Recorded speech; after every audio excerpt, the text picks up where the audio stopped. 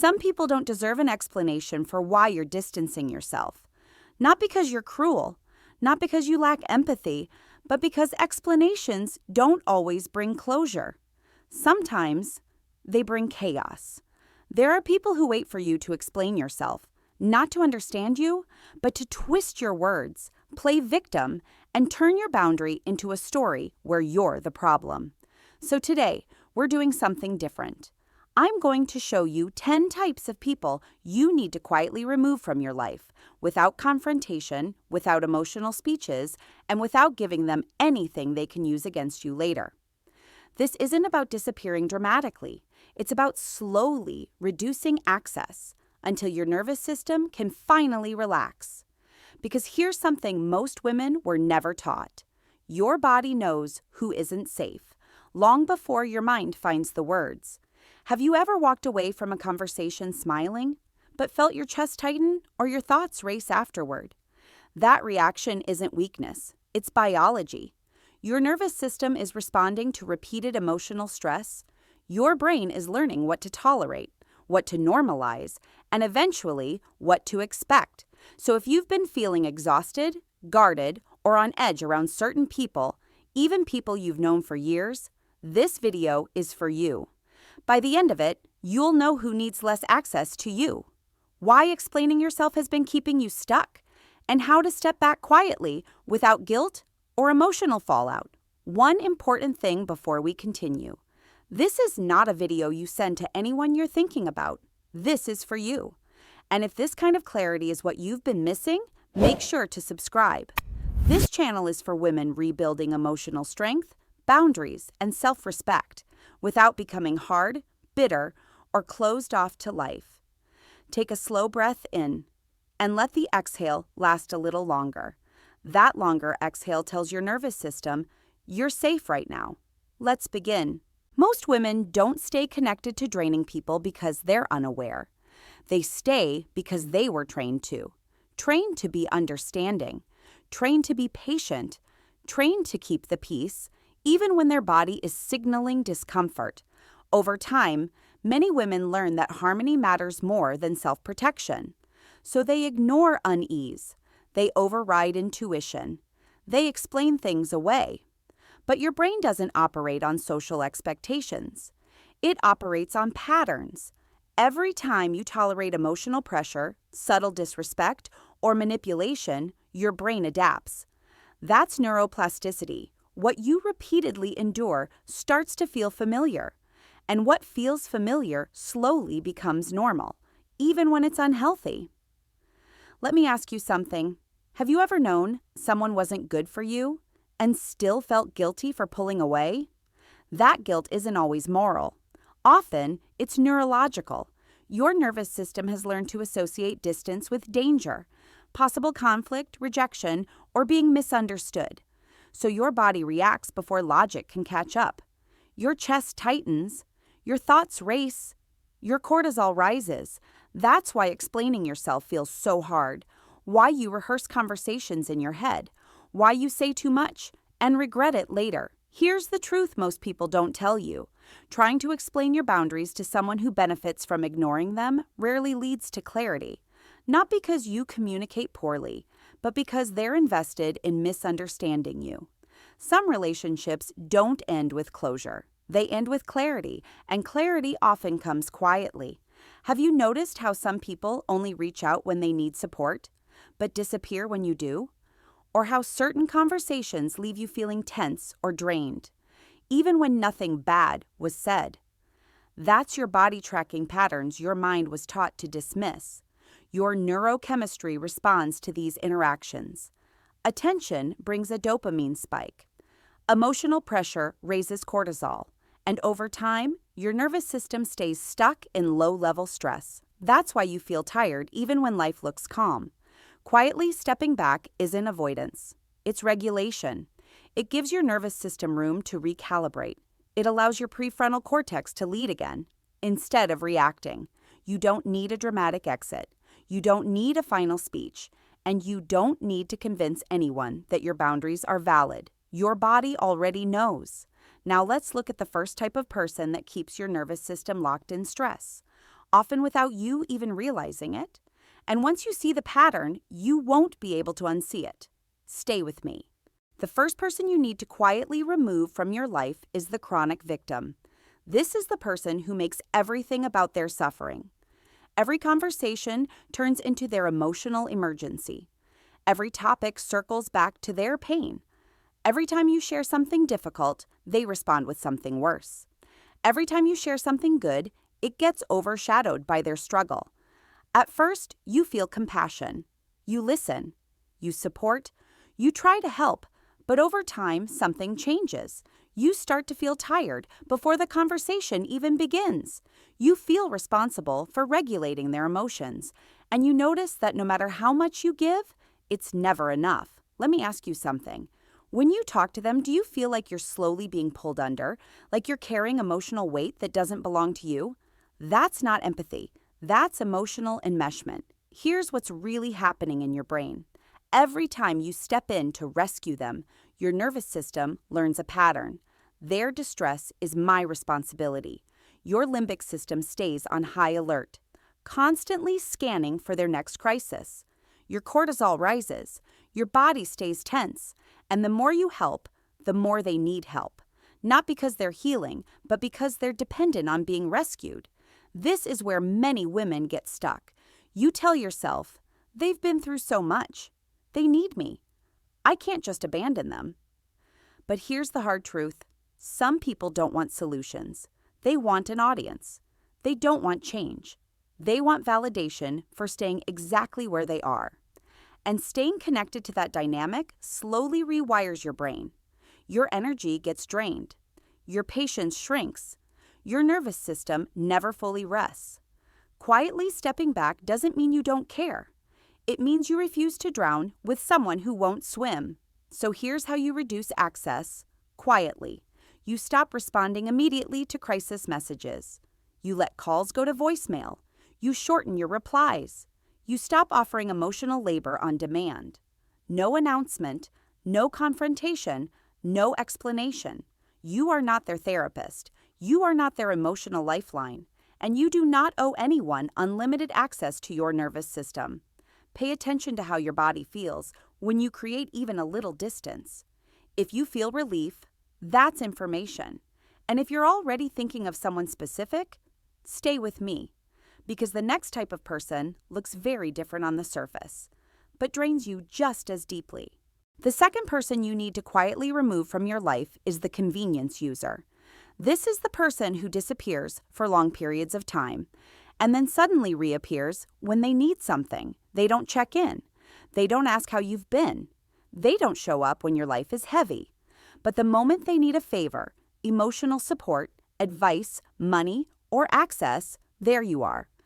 And for a brief moment, it feels like connection. Your phone lights up. Your name is mentioned. Your brain releases a small hit of dopamine. Attention feels good. Being needed feels meaningful. But then the pattern repeats. Once they get what they came for, they vanish again.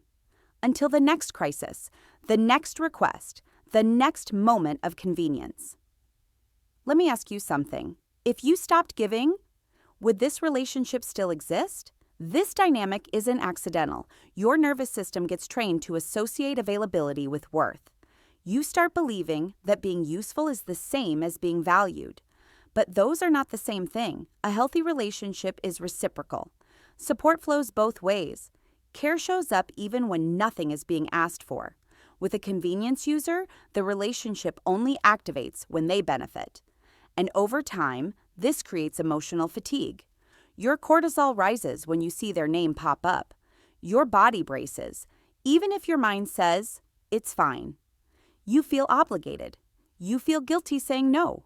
You feel drained afterward. Quietly stepping back from this person doesn't require a confrontation. You simply stop being the emergency contact. You pause before responding. You don't rush to rescue. You don't over-explain why you're unavailable. And when a request comes after a long silence, you let it sit. No dramatic refusal, no emotional justification, just less access. This isn't punishment. It's recalibration. You're teaching your nervous system that your value doesn't come from being constantly useful. And here's something important to remember. People who truly care about you will notice the distance and respond with curiosity and respect. People who only cared about what you provided will disappear when the supply ends. Either way, you get clarity, and clarity brings peace. If this feels uncomfortable, that's normal. Your brain is adjusting to a new pattern. Your nervous system is learning that you don't have to earn connection by exhausting yourself. Stay with me, because the next type of person often believes they're helping you, but quietly undermines your growth in ways you might not have noticed yet. The third person you need to quietly remove from your life is the dream discounter. This is the person who consistently shrinks your vision. Whenever you talk about a goal, they immediately point out the risks. When you share an idea, they list all the reasons it won't work. When you sound excited, they respond with doubt disguised as realism. They often say things like, "I'm just being honest. I don't want you to get hurt. I'm only trying to protect you." But what they're really doing is projecting their own fear onto your future. Let me ask you something. After talking to them about your dreams, do you feel more motivated or more hesitant? That hesitation isn't accidental.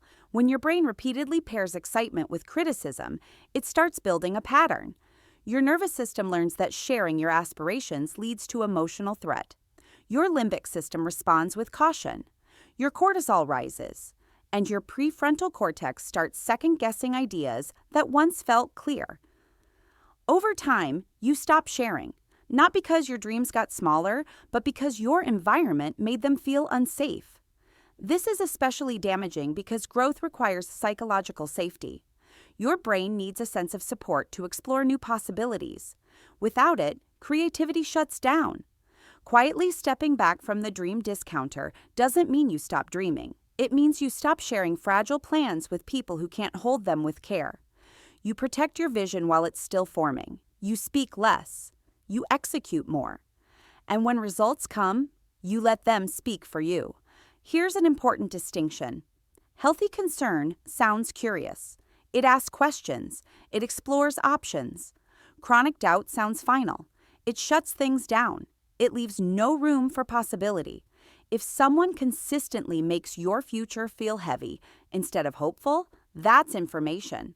Reducing access doesn't require an argument. You simply stop offering your inner world to someone who keeps trying to rearrange it to match their own limitations.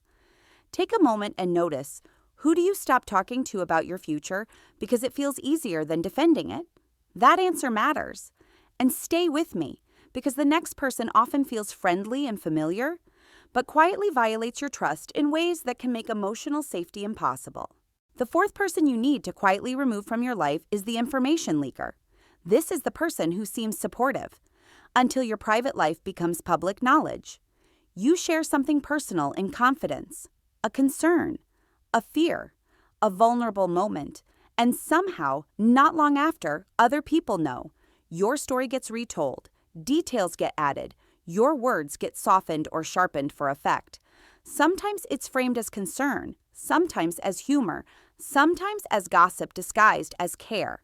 But the result is always the same. You feel exposed, and that exposure changes how safe you feel. Let me ask you something. Have you ever regretted opening up to someone before you even got home? That reaction isn't overthinking. It's your nervous system recognizing a breach of trust. When trust is broken repeatedly, your limbic system becomes hypervigilant.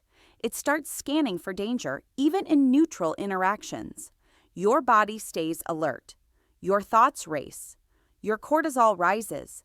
And over time, vulnerability stops feeling safe. That's the real damage.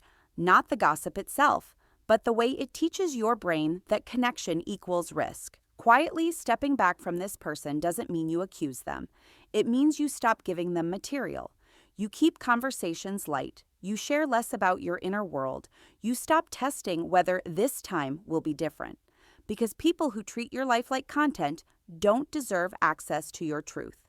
And here's something important to remember. Trust isn't built by how warm someone sounds. It's built by how carefully they handle what you give them. If someone consistently mishandles small truths, they will not protect the big ones. Reducing access is an act of self-respect, and if you're noticing a pattern forming as we move through this list, that's intentional. Because the next type of person often sits close to you and reacts strangely when good things happen in your life. Stay with me. The fifth person you need to quietly remove from your life is the competitive friend. This is the person who struggles to genuinely celebrate your success. When something good happens to you, their response feels off. They offer compliments that don't quite land. They change the subject quickly, or they immediately follow your news with an achievement of their own.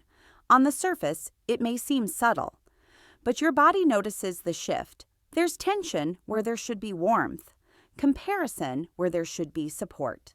Let me ask you something. Do you ever downplay your wins around them so things don't get awkward? That's your nervous system adapting to avoid social threat. Humans are wired for belonging. When belonging feels conditional, your brain starts protecting you by keeping you small. This kind of dynamic activates deep insecurities, not just in them, but in you. Your brain interprets competition as a status threat. Serotonin levels can drop when your sense of social safety feels unstable. So instead of feeling proud, you feel guarded. Instead of feeling joy, you feel tension. Over time, you stop sharing. You stop celebrating out loud. You begin shrinking moments that deserve to be honored. Quietly stepping back from a competitive friend doesn't mean you confront them. It means you stop feeding the comparison. You share less. You celebrate privately. You allow distance to form naturally when your life no longer serves as a measuring stick. Here's something important to remember. Real friends don't feel threatened by your growth. They feel inspired by it. If someone consistently responds to your joy with discomfort, that's information. And you're allowed to protect your happiness from people who experience it as a challenge. As we move forward, notice a pattern emerging. Each of these relationships keeps your nervous system slightly on edge. And the next type does this by punishing you, not for doing something wrong, but for finally choosing yourself. The sixth person you need to quietly remove from your life is the boundary punisher. This is the person who reacts badly the moment you say no. You decline a request, and they guilt you. You set a limit, and they accuse you of changing. You prioritize yourself, and suddenly you're selfish, cold, or ungrateful. Nothing you do feels acceptable unless it benefits them. Let me ask you something. When you say no to this person, do you immediately feel anxious, like you've done something wrong? That feeling isn't accidental. Your nervous system has learned to associate boundaries with emotional danger. Every time your limits are met with punishment, your brain builds a pattern. Setting boundaries leads to conflict. Your limbic system reacts, your cortisol rises, and your prefrontal cortex, the part that helps you stay calm and firm, struggles to stay online. So you start explaining yourself, over-justifying, softening your limits to keep the peace. But peace that requires self-betrayal isn't peace at all. Here's the truth. People who benefit from your lack of boundaries will always resist you having them. Not because your boundaries are unreasonable, but because they remove access they feel entitled to. Quietly stepping back from the boundary punisher doesn't require a debate. You stop explaining, you stop defending, you stop negotiating, you say less, you hold firm, and you let their emotional reaction belong to them. Their discomfort is not an emergency. Their disappointment is not your responsibility. Over time, distance forms naturally because manipulation needs proximity to survive. If you feel relief after limiting contact, that's your nervous system recalibrating. And stay with me, because the next type of person keeps you tied to a version of yourself you've already outgrown, and the bond can feel harder to break than you expect.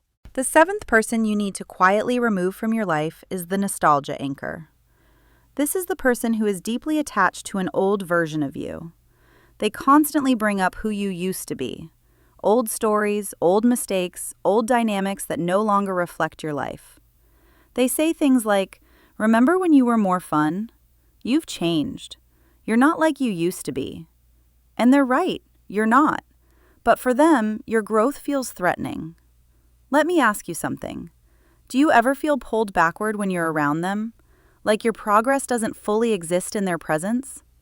That feeling isn't imagined. Your brain forms bonds through shared history, through familiarity, through emotional memory. Oxytocin, the bonding hormone, strengthens those connections, especially when you've been through intense seasons together. And that's why this type of relationship can feel hard to loosen. Your body remembers closeness, even when your mind knows you've outgrown the dynamic. But familiarity is not the same as safety. Sometimes, staying connected to the past keeps your nervous system locked in old roles you've already evolved beyond. When someone insists on relating to who you were instead of who you are, your growth becomes invisible. Quietly stepping back doesn't mean erasing history. It means refusing to live in reruns. You stop engaging in conversations that pull you backward. You limit time together. You stop explaining who you've become. You let distance form as your life moves forward. And here's something important to understand. People who truly care about you will update their image of you. People who don't will cling to the version that keeps them comfortable. If someone can't meet the present you, they don't get full access to you. And if this one feels emotionally complicated, that's normal. Because the next type of person doesn't drain you through the past. They drain you through constant criticism. The eighth person you need to quietly remove from your life is the perpetual critic. This is the person who always seems to find something wrong. Your choices are questioned, your appearance is analyzed, your relationship is dissected, your decisions are never quite right. They often frame it as honesty, as concern, as just wanting the best for you. But the effect on your body tells a different story. Let me ask you something. Do you hear their voice in your head long after the conversation ends? That's not imagination, that's conditioning. Repeated criticism trains your brain to anticipate judgment before you even act. Your nervous system stays alert, your cortisol rises, and your confidence slowly erodes, not because you're incapable, but because you're constantly bracing. Over time, you begin editing yourself. You explain your choices before anyone asks. You hesitate before sharing good news. You shrink your expression to avoid commentary. This is how criticism becomes control. And here's the deeper issue. Chronic critics are rarely trying to help you grow. They're trying to regulate their own discomfort by pointing out flaws in others. Misery looks for company. Quietly stepping back from the perpetual critic doesn't require confrontation. You stop offering personal details. You stop seeking their approval. You let your life become less visible to them. And as access decreases, something important happens. Your nervous system begins to relax. Your thoughts feel clearer. Your self-trust slowly returns. Because growth doesn't happen under constant surveillance. If someone's presence makes you second-guess who you are, that's not guidance. That's a signal. And the next type of person drains you in a different way. They don't criticize loudly. They don't argue. They simply leave you exhausted every time you interact. The ninth person you need to quietly remove from your life is the energy drainer. This is the person who leaves you feeling exhausted after almost every interaction. Even short conversations feel heavy. Simple plans turn into emotional marathons. Time with them requires recovery afterward. Nothing dramatic has to happen for this to be real. Sometimes they complain constantly. Sometimes they create unnecessary drama. Sometimes they turn minor issues into emotional emergencies, but the pattern is consistent. Let me ask you something. Do you feel relief when plans with them get canceled? That relief is not rude. It's information. Your body is tracking something your mind has been trained to ignore. When you spend time with an energy drainer, your nervous system stays activated. Your limbic system remains on alert. Your cortisol levels rise, even if the interaction seems normal on the surface. Over time, this low-level stress accumulates. You feel tired without knowing why. You feel irritable more easily. You feel less patient with people who actually matter. This is the cost of emotional overload. Quietly stepping back from the energy drainer doesn't require justification. You shorten interactions. You space out contact. You stop feeling responsible for managing their emotional state. You let yourself be less available, and you watch how your body responds. Often, the first thing people notice isn't sadness, it's relief. That relief is your nervous system finally getting a break. And here's something important. Your energy is not infinite.